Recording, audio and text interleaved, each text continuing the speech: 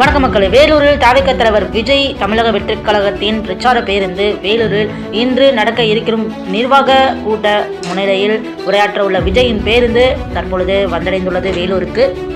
இதில் போடப்பட்டுள்ள கூடாரம் உள்ளே பேருந்தின் மேல் நின்று நிர்வாகிகள் முன்னிலையில் விஜய் உரையாற்ற உள்ளார். முக்கியமாக இந்த நிர்வாகிய கூட்டத்திற்கு கழக நிர்வாகிகள் தவிக கழக நிர்வாகிகள் மட்டுமே கலந்து கொள்ள முடியும், பொதுமக்கள் யாரும் கலந்து கொள்ள முடியாது என்றும் தெரிவித்துள்ளார்.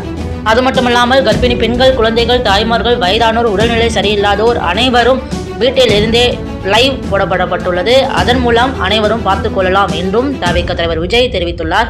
காவல்துறை அனுமதிக்கான வழிகாட்டு நெறிமுறைகளின்படி இந்த நிகழ்ச்சியானது முழுக்க அனுமதி பெற்றவர்களுக்கான சந்திப்பு நிகழ்ச்சியாக மாவட்ட நிர்வாகிகளால் ஏற்பாடு செய்யப்பட்டது. QR கோடுடன் கூடிய நுழைவுச்சீட்டு அளிக்கப்பட்டுள்ள 4900 பேருக்கு மட்டுமே இந்த நிகழ்ச்சியில் கலந்து கொள்ள அனுமதிக்கப்படுவார்கள் என்றும் தெரிவித்துள்ளார். வேறு யாருக்கும் கண்டிப்பாக அனுமதி கிடையாது. QR கோடு அனுமதி சீட்டானது தேர்வு செய்யப்பட்ட கழக நிர்வாகிகளுக்கு மட்டுமே அளிக்கப்பட்டுள்ளது என்றும் தெரிவித்துள்ளார். குறிப்பாக மக்களின் பாதுகாப்பு நலன் கருதி இந்த ஏற்பாடுகளுக்கான செயல்பாடுகளை தவிக தலைவர் விஜய் அறிவித்துள்ளார்.